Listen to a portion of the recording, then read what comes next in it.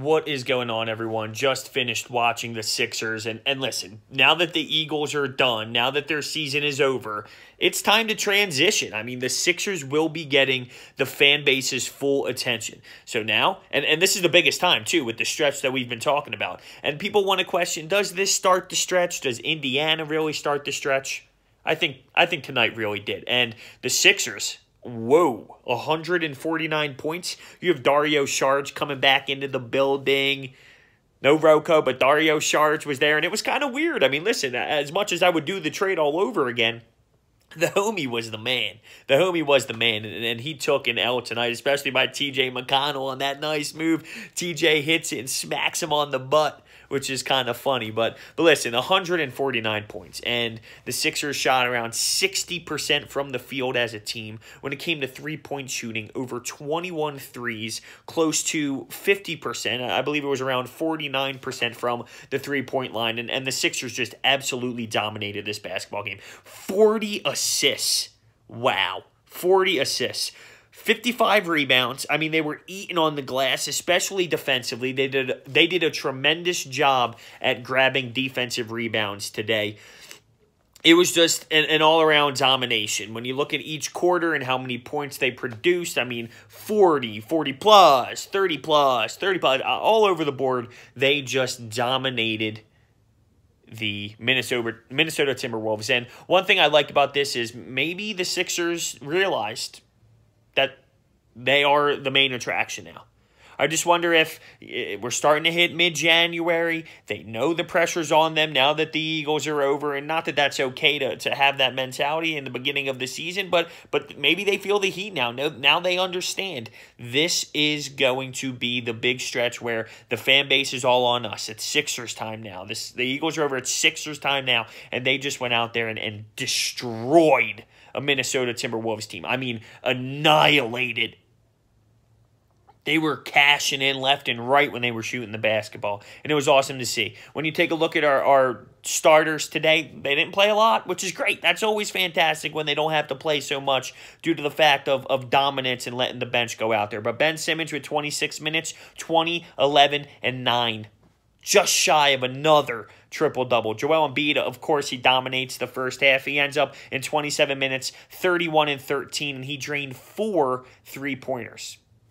That's big for me. I like to see how he does from the three-point line each night, because that's one of the things that he gets criticized for, being on the low block, not being on the low block, being around the perimeter. Today, he was effective from the three-point line. Jimmy Butler, 8 of 10 shooting, and he had 19.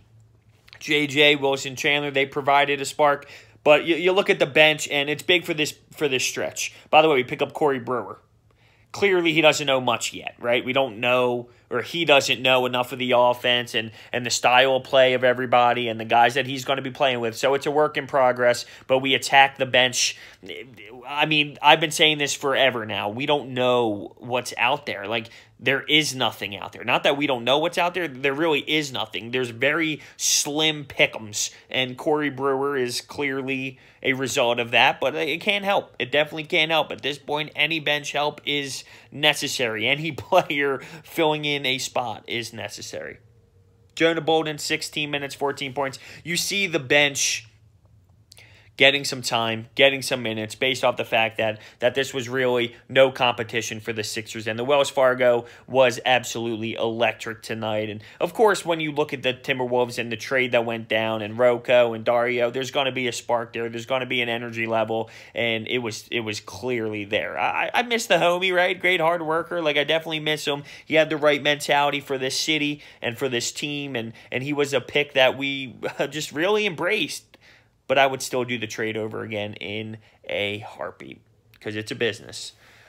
What do I say about this win, though? I mean, it was just a dominating performance. We head over to Indiana next, and this is, to me, this is the beginning of the stretch. It is. And let me get that out of the way here.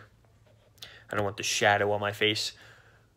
When you look at the difficulty of what is coming for the Sixers, it started tonight. And I know Brett Brown made that a statement, and I know that this team knows that it started tonight.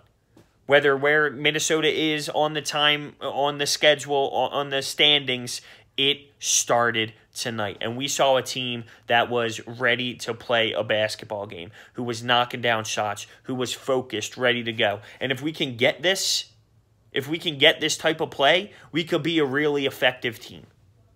If we can produce to this level. I hate to say this, but it is reality. Now that the Eagles are over, the Sixers are it. They are the focus. And now I believe that they know that. So maybe that their focus level is at a higher. Maybe. We'll see. Coming down the next stretch here. We'll see. But I feel like they know that. They have to know that. As much as you want to try and deny it and say, no, they're athletes. They would perform like that anyway. In the back of their minds, in that locker room, they know. They know now that we are on them with hawk eyes now that there is no Philadelphia Eagles football. So they have to step it up. And let's talk about the Corey Brewer acquisition. Yeah, I do like it. I think it is a good move. I know he's not going to be lethal and just this weapon off the bench, but where we were was so sad and literally the worst of the NBA that nothing hurts, and you bring in a veteran guy. I mean, whether it's a Wilson Chandler type where he's cooked and fried, or whether it's someone who maybe surprises you. At this point, anything is worth a shot, so we have to sit there and appreciate Elton Brand trying to make a move, because I've been saying it for some time. We need it, and there really isn't anything out there. So we'll see how this pays off for the Philadelphia 76ers. But I really am just excited about the way this team played today. 40 assists is truly remarkable. The way we rebounded, especially defensively, was great, because when it comes to rebounding, that's an effort thing. It's an effort thing. It's a will thing. It's wanting to. It's out-competing a player, an opposing player. And the Sixers did that throughout every single aspect of the floor tonight. We were just knocking shots down. We were effective from three, moving the basketball well. Did well in the paint. And it was just awesome. By the way, D. Rose gets a milestone 10,000 points. That's awesome. I mean, as much as that guy went through from being a superstar of the league to getting injured over and over and over again, kind of finding a role right now in Minnesota, I respect his hustle, I respect his grind, and I respect his story. It really is awesome to see. So, congrats to D. Rose. Even though he's not on my team, that is someone I respect, because that is not easy to go through mentally. Proud of this team, proud of this city, proud of this fan base as they were dynamite on the home floor tonight.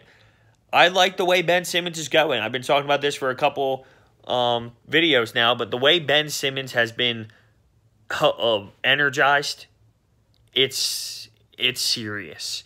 It's serious. It's crazy because he went from nothing, looking like he's done nothing, to the switch flipped literally insanely. I'm so proud of him, like spitting out my mouth. The flip switched, and I'm stoked. It is to an extreme. We just saw him the other night grab 20. Come on, 20 boards. The kid is ready. The kid is ready to take the next step, and I enjoy watching him do that pretty much every single night at this point.